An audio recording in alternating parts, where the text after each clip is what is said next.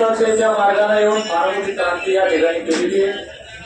सरकारनं पोलिसांच्या खांद्यावर बंदूक ठेवून महाराष्ट्रातल्या 3.5 कोटी धनगरांच्या स्वाभिमानाला दिवसण्याचं काम केलं। आम्ही मल्हाररावांचे, यशवंतरावांचे वंशज आहोत, अहिल्याबाईंचे, भीमाई होळकरांचे आम्ही वंशज आहोत। आम्ही वेडे आहोत, वेडे इतिहास घडवतात, पण तितकेच आम्ही समजदार आहोत। म्हणून आम्ही या आमच्या स्वाभिमानाला दिवसण्याचं जे काम केलं, म्हणून आम्ही इथं आलो होतो।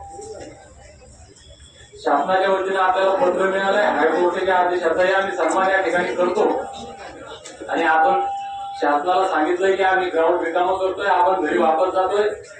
महाराष्ट्रातून येणाऱ्या बांधवांनाही माझी विनंती की आता इकडे येऊ नका। शासन सरकारच्या वतीनं ज्या दिवशी आपल्याला या आझादी मैदानात देण्याची परवानगी देईल त्या दिवशी आपण ताकदीनं या ठिकाणी येऊ, शांततेच्या मार्गानं, संविधानिक मार्गानं आमच्या घटनादत्त अधिकारासाठी आम्ही लढतोय। त्याच्यामुळे आता मैदानात आपण कोणी थांबू नये। कोर्टाचे काही नियम असतात, प्रशासनाचे काही नियम आहेत, त्याचं आपण पालन करावं।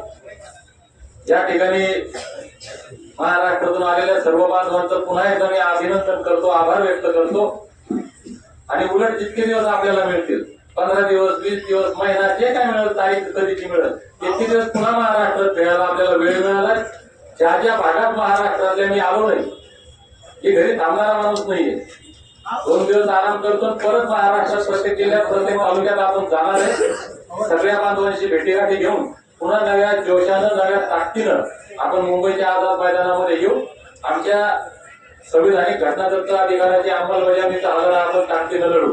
आता आपण सर्वांनी जावं, जाताना घोषणा कृपया देऊ नका। तुमच्या हातातले जे काही झेंडे बिंडे असतील ते आपण इथं पोलिसांकडे जमा करून देऊ।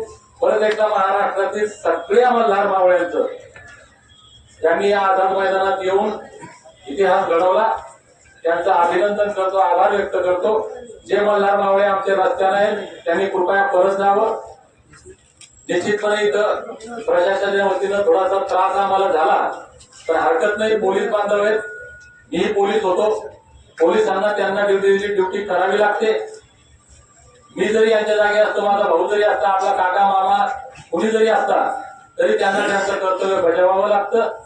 म्हणून पोलिसांकडून झालेल्या त्रासाबद्दल मी तुमच्या सर्वांची दिलगिरी व्यक्त करतो आणि आपण आता सर्वांनी शांततेत घरी जावं ही विनंती करतो। धन्यवाद।